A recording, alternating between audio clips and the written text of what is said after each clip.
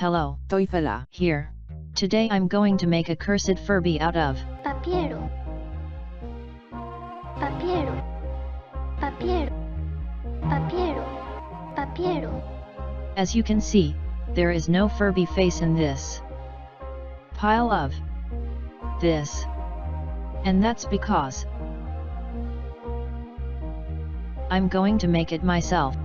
I don't feel like wasting a real Furby on this. Now you may be wondering, what the fuck is this shit? It used to be a dancing Santa's hat, and I shit you not, this bad boy screams, like really loud.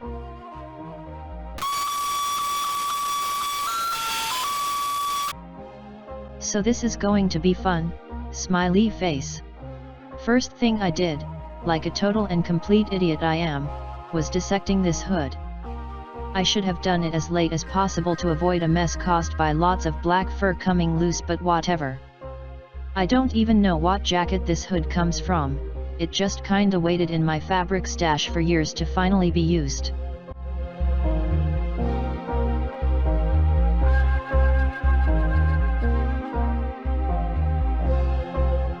When fluffy Furby parts magically manifest on my desk, now it's time to cut my Hugo Boss t-shirt. I got it in secondhand for 8 onion coins, so I don't even know if it's legit, but let me flex, okay? It was my favorite t-shirt, but it got stained with grease, so rest in peace, edgy red t-shirt.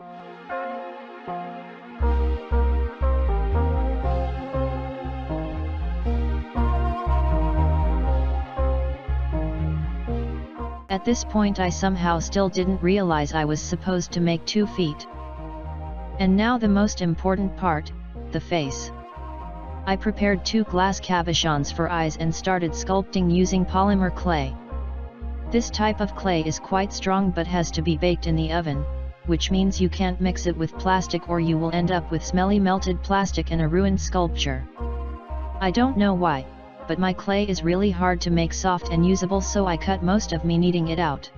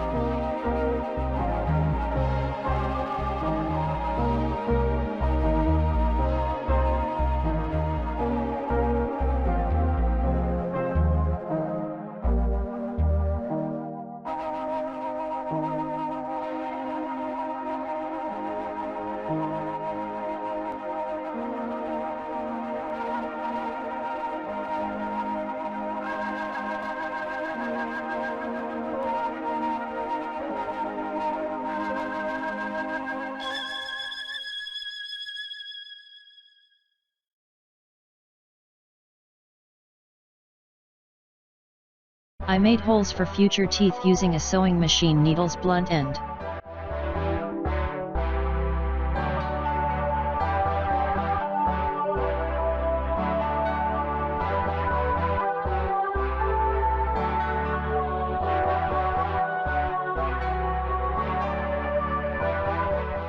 Then I decided to add a black palette and struggled horribly. After mixing some clay off camera, I made snakes of clay to make a rim around the eyes and then beak. I went a bit over the cabochons to make the eyes smaller.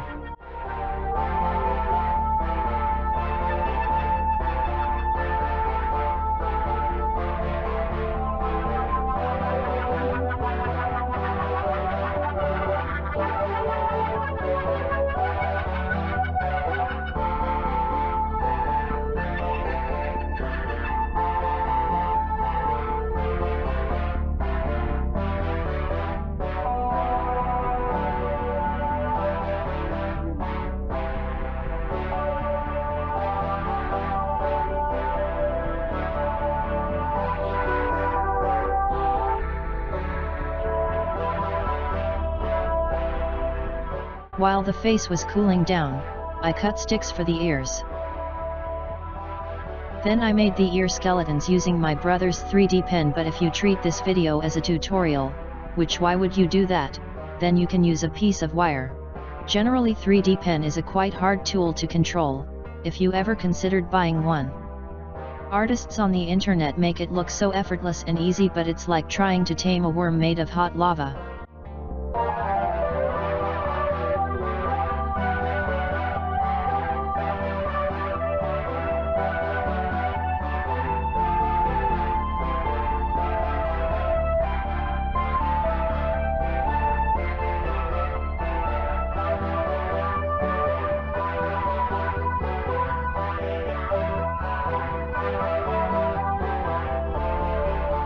When the face is cooled down, then I covered back of the cabochons with a couple of layers of hollow polish and then red acrylics.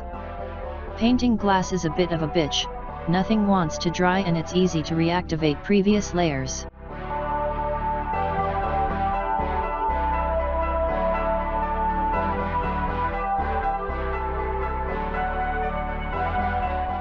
I carved holes in plastic using my milling machine off camera because its cable was too short to not make recording it awkward. Anyway, I did it so ears would stick to the mechanism. So I attached them using a lot of hot glue.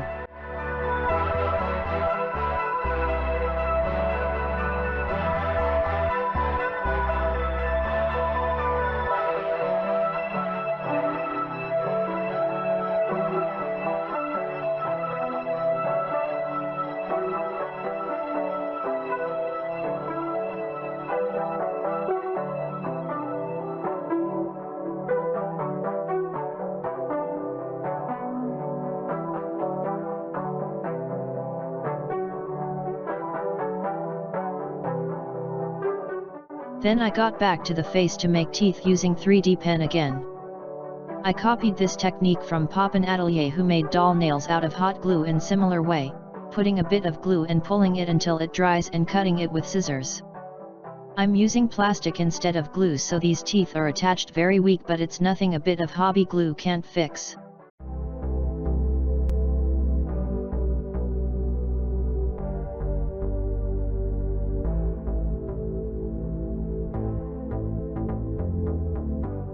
There was still one piece of the face that was missing, back piece with holes to sew it to the fabric. If I tried just gluing what I already had to the fabric, then it wouldn't be very strong and would probably fall off. So first I traced outline of the face on baking sheet, made a snake of clay, flatten it and make holes. I forgot to mention it, but I do all the sculpting already on the baking sheet, so I don't have to worry about moving it.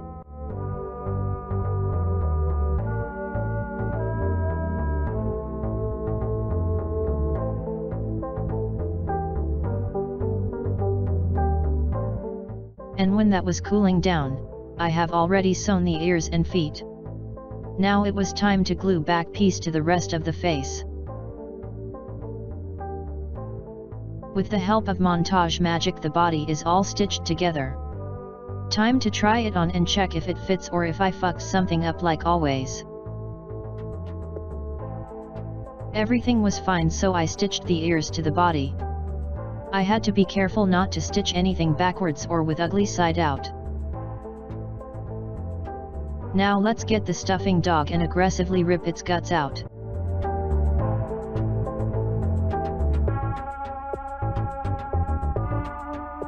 Finally I'm getting to these feet that were ignored pretty much the whole time and fill the Furby with stuffing. I'm trying to use as little stuffing as possible so it can move freely without being blocked.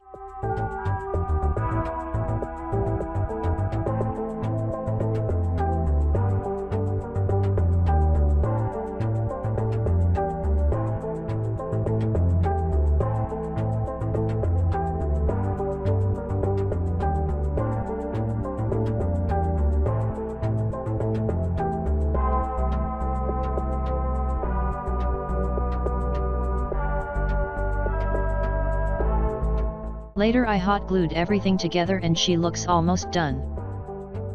She needs an accessory, a Santa's hat. She may not be a Santa's hat anymore, but she still screams jingle bells, so it only makes sense. After it miraculously stitched itself, I attached a pom-pom.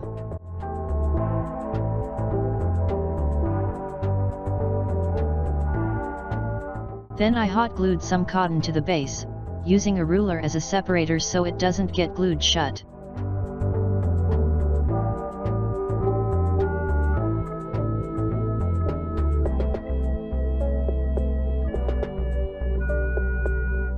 Now let's take a look at the end result pictures.